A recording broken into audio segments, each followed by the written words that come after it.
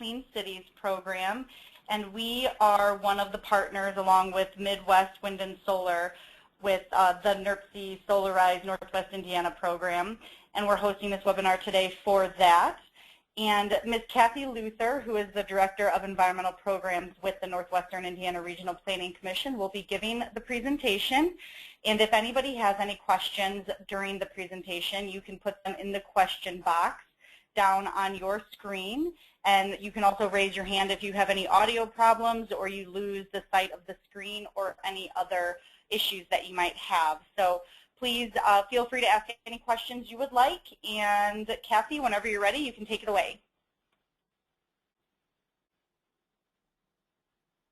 And at NIRPC, we've been working for a period of time on different practices to increase solar PV electricity generation in Northwest Indiana. And we are now in the middle of kind of a soft launch for a Solarize campaign. So this webinar is going to talk a little bit about solar in general, and then go into more details about Solarize. First of all, I want to say that this Solarize campaign is being coordinated by ourselves, NIRPC, and by South Shore Clean Cities. As Stephanie mentioned, our installer, Midwest Wind and Solar. I'll talk more about them later.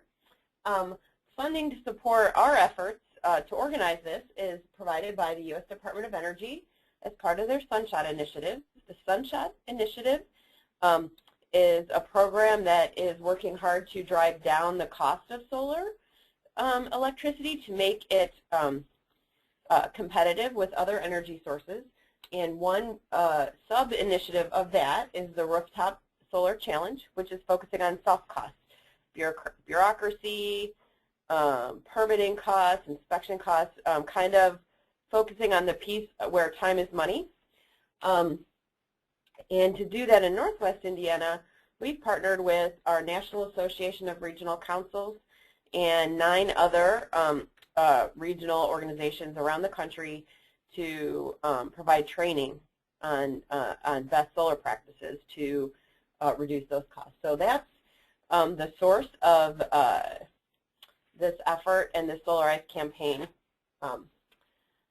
moving forward. So I'm going to talk a little bit about solar, particularly some of the myths and common questions that we get about solar and some of the barriers that we're trying to overcome if we want to have more solar in our region. I'm going to then explain Solarize, kind of the money piece, which is the one we get a lot of questions about, as well as the process. And if time permits, we can talk a little bit about technical aspects of how solar PV works, if people really want to hear it. But we can also provide that information. A lot of it is available on our website, and there's other places if we run out of time. So some of the common myths and questions that I'm going to talk about are the first one everybody asks: it can't possibly be sunny enough in Northwest Indiana to make solar worthwhile. A lot of people are concerned about solar panels in winter and in extreme weather. Some folks are concerned that solar is way too expensive. There's no possible way they could ever afford it, or conversely, they feel that solar is so heavily subsidized and they don't want to be a part of that. There's some feeling that solar is going to hurt the economy or cost jobs in more traditional energy sectors. And some people just think it's really new and newfangled and it can't possibly be ripe yet. I'm going to touch on each of those myths. Another common myth or concern is that it's ugly, it makes the house ugly, it's going to reduce our property values. Oh, my neighbor put on solar, that's going to hurt my property values. That's a common myth, which more recent surveys on both the East and West Coasts and New England have showed that solar homes sell 20% faster than non-solar homes and 17% more value than equivalent non-solar homes. So that's that particular one. And then another myth that people are concerned about is glare. when in fact solar panels typically don't have glare. They absorb light. They don't want to reflect it because that would not accomplish what they're there for. So we're going to proceed to bust some more of those myths with the question that there's not enough sun. This is a kind of a color-coded map of solar resources across the country. So with the least sun being available in Alaska, which you can tell by the purple color, the most sun being available in the Southwest in red, and then medium values in yellow and green. You can see we're kind of green. Another way to look at that is in comparison with other areas. On the chart here, you can see that Indiana has less solar potential than, say, Miami, but not a lot less, and it's certainly a lot more than Alaska or Germany. And there's different reasons for that. One of the reasons is temperature. The solar panels are more efficient when it's cooler out, so the hotter places lose some efficiency in their solar panels. And the reason it's important that we throw Germany in that comparison is that Germany installs more solar panel in capacity in 1 year than the entire United States has installed to date. And they have 1/3 of the solar electricity generation in the entire world. So basically to show that we have as much capacity, we have more capacity than Germany to generate solar. So the sun, that's not our problem. Another myth sort of related to that is snow and winter. Well, how will my panels work if there's snow on top of them? Should I be cleaning them off? What do I have to worry about there? The reality is during the snowy months is when there's the least solar radiation. You're going to get very little of your yearly sun energy during those months. It's not really hurting your overall big picture of your solar. In addition, the panels, as I mentioned before, they're absorbing energy, not reflecting it, so they tend to melt off actually faster than your normal roof would. So you're not going to lose a lot of energy production there. A related question is about how sturdy they are. Are they at risk of, do they get damaged a lot in weather? The solar panels that we would install are rated to 90-mile-an-hour winds, and they can withstand 1-inch hail if they're flat, but they're never flat, they're on a slope, or up to 2-inch hail if they're on a tilted to catch the sun. So they're very sturdy, they're not as fragile as you think. In addition, the hardware in our Solarize program is warranted for 25 years, and so even if something untoward were to happen, it would be covered. Another real common myth is that solar is just too expensive, and there is a high upfront cost associated with it. It's true, but if we look at the trends, it's certainly going down. It's gone down about 1/3 in since about 2009, the last 5 years or so. So it is going down, and the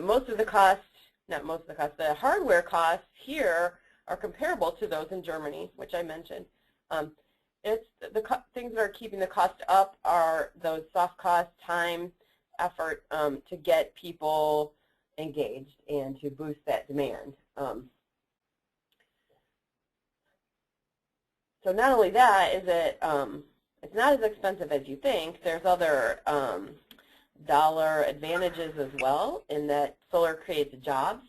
The National Energy Lab, NREL, National Renewable Energy Lab, data suggests that for every 4 residential installations in our region, you would generate a job, and that every residential installation generates about $29 of economic benefit to the region. So you can weigh those costs against those benefits to the region. And later we'll talk more about the benefits to you for investing in solar. The webinar will begin shortly. Please remain on the line. So one of the other common questions is the performance. You know, how do we know they're going to work? It seems kind of newfangled and modern. Or do we really know, is this the best? While the technology continues to improve, it's important to realize it's actually been around. It's not something new. They didn't just invent it last year. There are solar PV systems that have been in place since the 70s that are still going strong. And as I mentioned before, our panels are warranted to have a minimum 80% of their capacity, original output capacity, after 25 years in operation. So it's not really new. They've been around a long time, and it's pretty straightforward technology. So when you look at all those combination of those.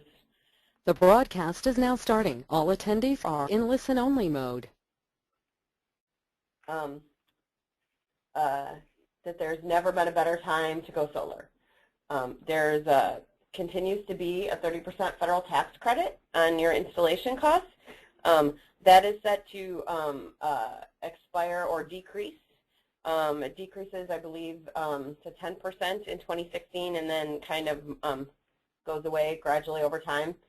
As I mentioned before, the hardware costs are down a full third. And there's incentives right now at all utilities in Indiana, as well as a special incentive opportunity from NIPSCO right now. And if you participate in our Solarize, we're going to make it even cheaper and easier to do. So with all those positive points, what are some of the reasons people don't go solar or haven't gone solar before? Well, one of the reasons is the high upfront cost. Another reason is lack of information and complexity in permitting and things like that. So those are what we're going to try to target with our Solarize. How does Solarize solve that? We solve the high upfront cost with a group purchase and a volume discount.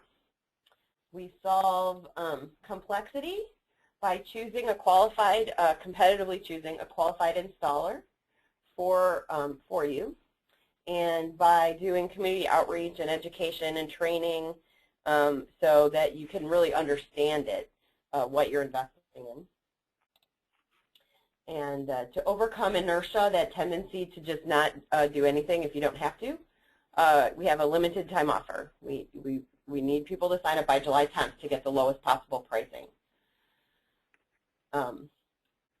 So that's why we're doing a Solarize campaign. So I keep saying Solarize, what does that mean? We're going to make it less affordable by getting as many people on board as we can as quickly as possible. When I first learned about Solarize, it sounded very exciting. It sounded like a lot of effort, but it sounded like something we could actually do. Although I was worried that we wouldn't have enough buy-in in Northwest Indiana because especially those weather concerns. But by comparison, the Syracuse area in upstate New York did a Solarize last year. They had 4 towns participating. They had 500 folks initially sign up to have a solar evaluation on their home. Out of those 500, 120 homes were eligible and appropriate for solar installations, and 77 installations occurred. So that's in upstate New York. That's very similar weather to ours here. Not exactly Arizona by any means. And through their process, they generated 530 kilowatts of capacity for solar electricity in their area. And the individuals who participated saved about 30% off of what they would have saved if they would have done a market, just done a one-off individual installation.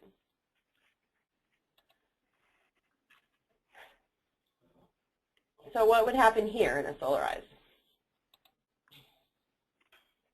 We have some incentives. I mentioned before the 30% federal tax credit. There's a residential tax credit or a business energy investment tax credit. Indiana has a state property tax deduction. I mentioned, you may recall I mentioned earlier that there is a property value increase associated with the addition of solar. Indiana's property tax deduction kind of allows you to not have to pay increased taxes on that added value of your solar installation. So, and then for businesses, there's a special modified accelerated cost recovery program in place that you can have depreciation faster on your energy investments. In addition to all those different tax incentives, we have in our neighboring state of Ohio a solar renewable energy credit market. So you can, which the current market value is $20 per kilowatt. That fluctuates widely. It could be $50, it could be $10. So it's hard to predict, but that's an additional revenue source from solar energy that you could generate from your home or business. So how does Solarize, I keep talking about a volume discount, group purchasing, what does that mean? So our installer, Midwest Wind and Solar, has agreed to offer us tiered pricing, which means the more people sign up, the lower price you go. I always feel like I should start playing the limbo music at this point, but I'm not going to do that. You should all be glad. So a typical home installation is maybe 5 kilowatts.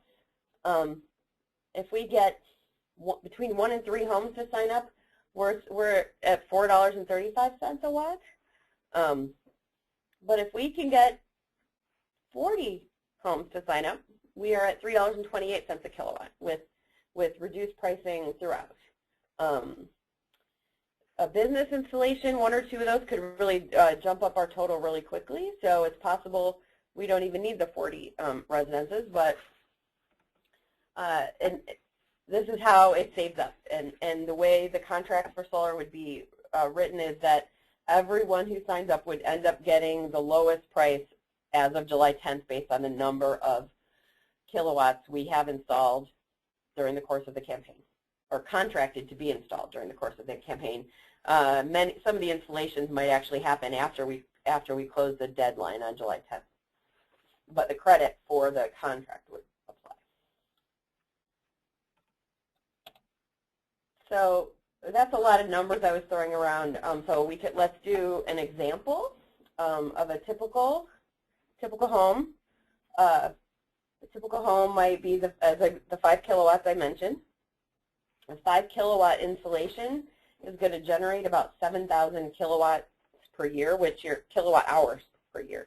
Your electric bill from NIPSCO, they charge you per kilowatt hour. So we have to do a translation there. But your 5 kilowatt system, if you were buying this just on your own with no Solarize program, it costs you a little more than $21,000. With the if we get a successful Solarize, the best pricing, if we get up to 200 kilowatts, it would cost $16,000. If you subtract off your 30% federal tax credit, you're down to a price of less than $12,000 for your 5 kilowatts. So that's not necessarily chump change, but it's probably the same as a pretty serious kitchen redo. So so it's not an uncommon amount for someone to invest in their home. What does it buy you? For the typical resident, it'll buy you about 65% of your annual electric use, which is an $800 to $900 savings per year. That should allow you to pay off the system and start making money on it within 9 years. And since the lifespan of the system is at least 30 years with the 25 years warranted, after that 9 years, the whole 21 years, you're saving money without any additional outlay. So I talked about the tax incentives, and I talked about the savings from our Solarize. And now let's talk about how you save with your electric, or how this helps you with your electric costs. So the main program that most, if most or all, solar grid-tied systems have is net metering. And this is available at NIPSCO. It's available at Kankakee Valley REMC and at other REMCs as well. In net metering, your solar panels are connected to your meter, NIPSCO meter. While they're generating electricity, your house can use it before it goes out to NIPSCO. If you're generating electricity during the day, but you don't happen to be there, so you're not using a lot, that electricity you generate is going into the grid. Your electric meter is running backwards, earning you credits. So then, then you're home. Maybe the sun is down, but now is when you're watching TV, you're using a lot more electric. Now your meter turns around and starts running frontwards, but you're using all the credits your house generated during the day. So with net metering, you don't get any actual cash money from NIPSCO, but you get to subtract the value of the electricity you generate from your electric bill. And as I mentioned before, over the course of the year, that should end up in maybe $800 to $900 for the savings if you have kind of typical electric use. Now also, in this case, you own any renewable energy credits that you generate, and you could then sell. I mentioned that before. You could sell them to a solar or renewable energy credit bundler. To make a little bit of income off of your solar installation, and Solar will explain all that and how to do that if you pursue this. The second type of incentive is currently available right now through NIPSCO. They have an enrollment period or sign up, and that is an incentive called a feed-in tariff. A feed-in tariff is different from net metering because instead of just crediting off of your meter, they will install a separate meter. You will continue to pay your electric bill the same as you do, or always have, but they will install a second meter from your solar panels, and that is the electricity you're selling to NIPSCO. If you enroll, that program is enrolling through June 1st, and then they will make selections of who would receive that by the first week in July. So right now, for example, the current electric rate is, I mentioned retail rate is 12 cents per kilowatt. If you get in the feed-in tariff, NIPSCO will sign a contract with you to pay you 17 cents per kilowatt for the next 15 years. So, so you will get paid for the electricity you generate, but you'll continue to pay your bill. At least right now, there's a cost benefit with that. The 15-year contract locks that in, so if the electric rates get higher, your payment doesn't get higher. So there's a slight risk with that, but it's still an opportunity to actually generate revenue from your solar panels if you want to pursue the feed-in tariff.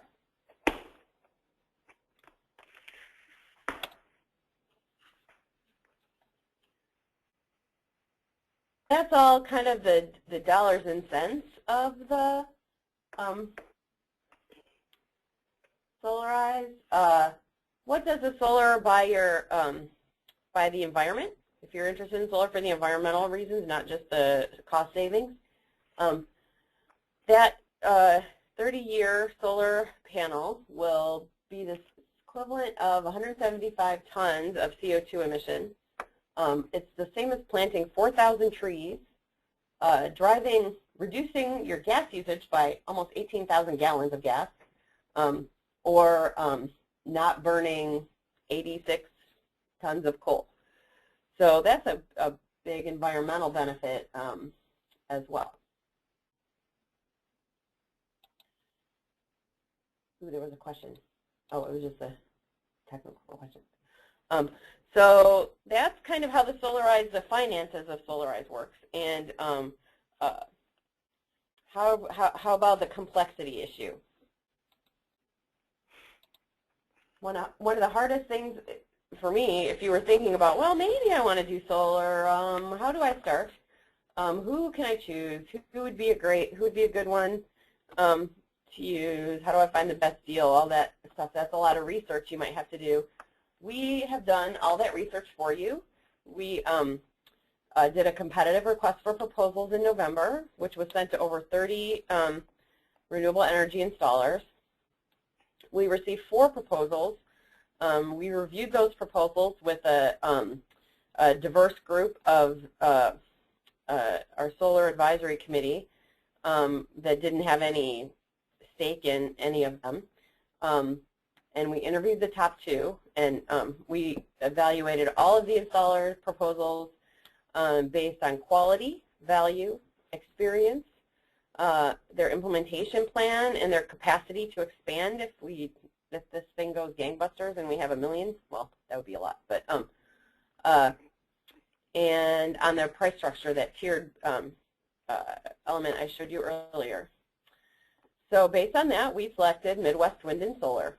Midwest Wind and Solar is actually a local company out of Griffith, but they do solar and wind installations throughout the Midwest, Wisconsin, Minnesota, Illinois.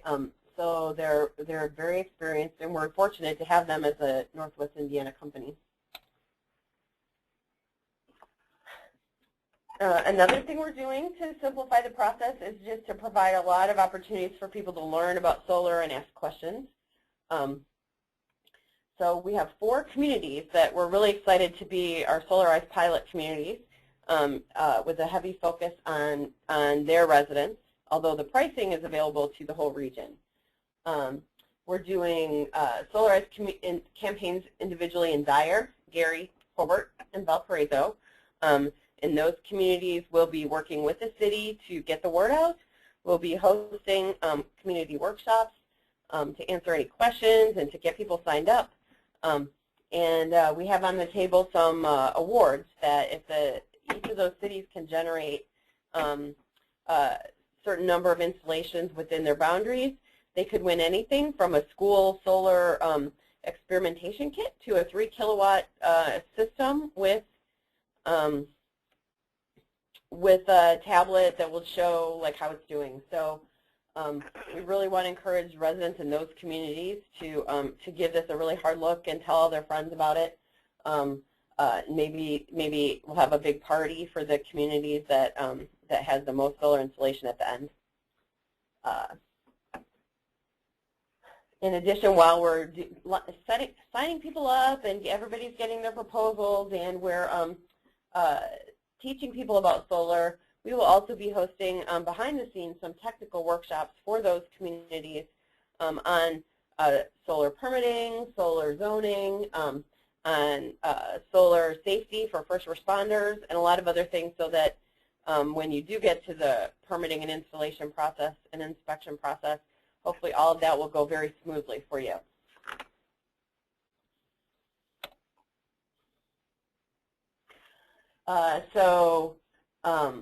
You may be thinking, well, that's all great, but I don't have $12,000 under my mattress.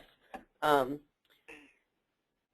there's a lot of different ways to finance your solar if that's what you would like to do.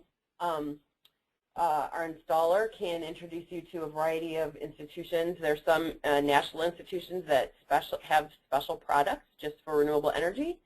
And we also have some local institutions that have been participating in our solar advisory group. Most of the time, a home equity loan would be qualified type of work for this.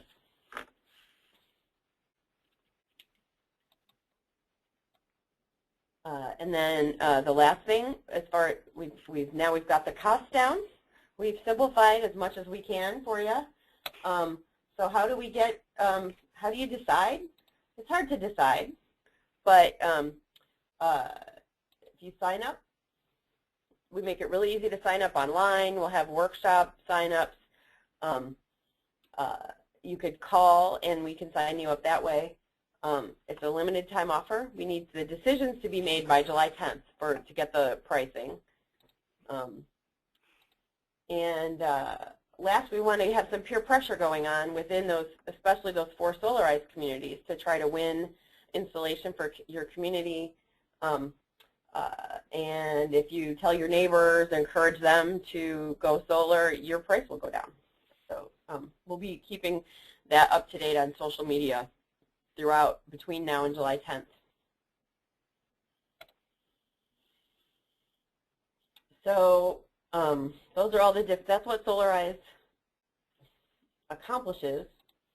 How it works is you would sign up online at solarizenwi.com. If you're in one of the target communities, so I've got Valpo up here as an example, you would want to click on Solarize Valpo and stay tuned for workshops and events that will be coming up. Midwest Wind and Solar will contact you, and they will go online and use some a lot of tools that are available through satellite imagery to provide you with kind of a back of the envelope calculation of how much energy, how many solar panels can fit on your roof, how much electricity you could end up with that, so that you can determine right away, is it even a viable option for you. If it seems like it still is, then they would come out to your home and then look at other things, your electric layout and things like that, to be able to design a system for your home, and they'll provide you a really detailed proposal. The proposal will include the installation costs, any additional costs associated with your specific site situation. They would provide you projections on your energy cost savings over time, projections in your property value changes over time, the value of incentives available, and if needed, they'll help you with the financing, connecting you up with financing.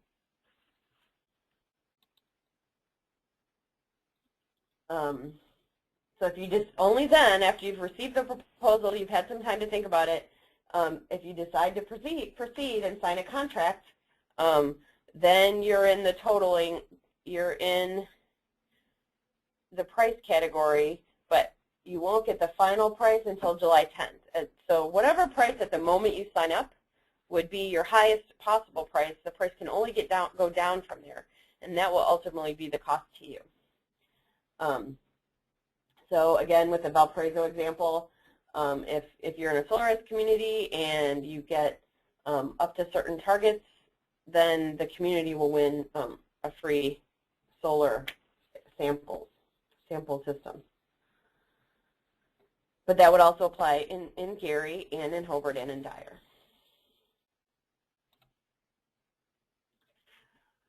So that's the overview of Solarize. The next event, well, this webinar is the next event, but we have 2 more events that we just solidified now. If you're with on the call from Dyer, we'll have a community workshop in Dyer on May 9th from 9 to 11, where we'll go in a lot more detail on solar and Solarize. And we'll have the installer there. You can meet them and check out ask all the questions you might have. We'll have a similar workshop in Hobart on May 18th in the evening. I don't have the exact time on there right now, but you can stay tuned for that. It will be on our website coming up. And we have also, you can like us on Facebook. So I thought I could pause here. I don't know, Stephanie, if we can entertain questions now. Yeah, there's no questions at the time. I apologize for any audio inconvenience that anybody had. We had some troubles at the beginning, but I think everybody caught the main gist of it. But if they did not, everything should have recorded. And if it didn't, please contact Kathy or visit the solarizenwi.com website, and that should answer your questions as well. So if anybody has any questions now, they can put them in the question box, and we can get to those now. So I've also provided some additional contact information for the different members of our leads on our team. If you want to contact them directly about Solarize, their information is here, and also, again, on our website. And then I can put on the technical slides if there's interest. Well, I don't see any questions at this time, so if you think of something later, you have the contact information. I will be emailing everybody later on today or early tomorrow the slides and the recording. And also, if there was any other questions that you missed at the beginning, once you get the slides, please feel free to reach out to our office, South Shore Clean Cities, or to Kathy Luther at NIRPC. So if there aren't any questions at this time, also I'll try to add all the dates to the meetings that Kathy was referring to. And I see one. All right. No, I think we're good. So, yes, I'll add all the dates to the email as well. So everybody have a great day, and thank you for attending. Thanks, Kathy.